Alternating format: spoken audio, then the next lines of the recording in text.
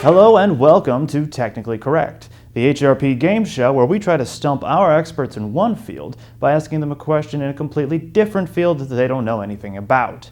And today we're going to be asking, what's this? And what's this guy right here? Oh, okay. Yeah, I know what this is. Okay, Vinny, what do you got there? Okay, Chris, what is that? This is a... Looks weird with this block on it. What is that? This is a... And what is that? That is a... It's a pressure gauge. This is a pressure gauge, I think, of some sort. It looks like a pressure gauge. pressure gauge. Pressure gauge. Goes from 0 to 100. Fit it on something, we'll give you a pressure readout. When do you think this would be used? Well, Either air or something like that along those lines. Presumably for some compressed air or gas.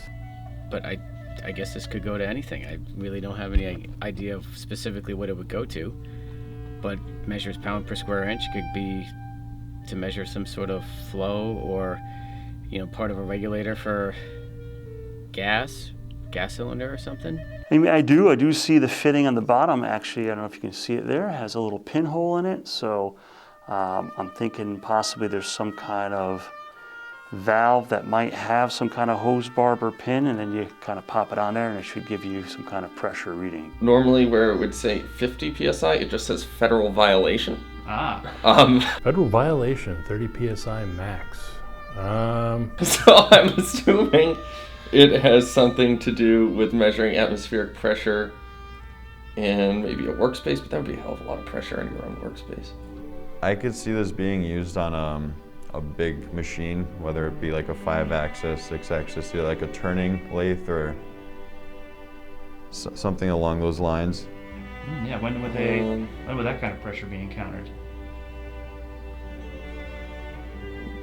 Underwater or in the air. Ooh, But what it goes to exactly, I don't really know. he's working it out. He's getting there. What would I use it for?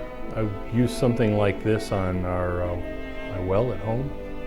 Or the working underwater one was pretty close. You got to air. Air. Yeah. How about a client? What would they use it for? We use it in a manufacturing setting. Could be for the compressed air levels. Elaborate on Not really. Well, we don't really do stuff in a plane. Like, do you think like measure like an unpressurized cabin? Is it for?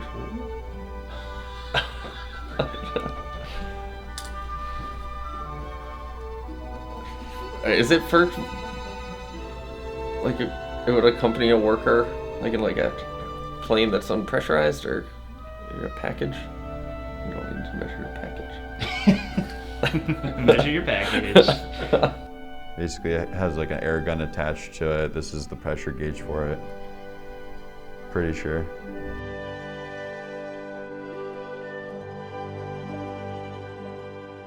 Technically correct. What is this?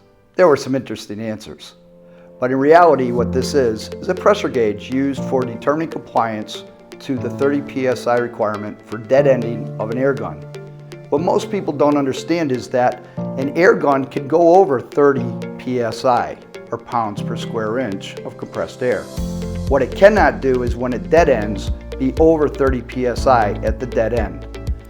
What we showed today was a pressure gauge that is actually made to determine if you are in compliance. You would take your air gun, place it at the end of the gauge, press the air so the air inserts to the gauge, and then read the gauge. If the gauge reads over 30 psi, you're in violation.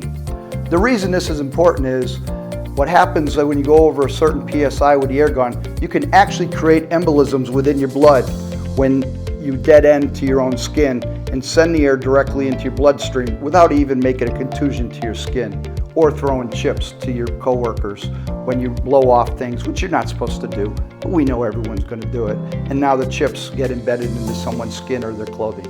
So technically correct, get yourself a good pressure gauge, and make sure your air guns are compliant to the 30 PSI.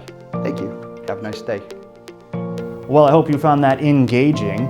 Anyway, be sure to like, subscribe, and hit the bell down there for notifications so you don't miss any of the amazing videos and you'll learn all about the great services that HRP offers. We'll see you then. Bye, everybody.